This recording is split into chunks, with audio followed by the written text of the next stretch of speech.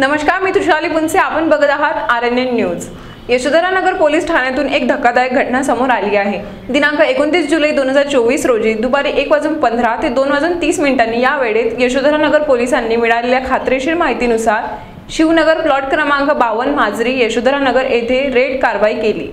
दिनांक 29/7/2024 रोजी 1:30 ते 2:30 वाजताच्या सुमारास गुप्त बातमीदाराद्वारे माहिती मिळाली की 5 गोवंशीय जनावर निर्दयतेने चारा पाणी विना बांधून ठेवलेले आहे. अशा माहितीवरून शिवनगर माजरी येथे पोलीस पथकासह रवाना होऊन निर्दयतेने बांधून ठेवलेल्या 5 जनावरांची सुटका करण्यात आलेली आहे. त्या 5 जनावरांना गोरक्षण समिती धंतोली येथे दाखल करण्यात आलेले आहे. सदरची कारवाई ही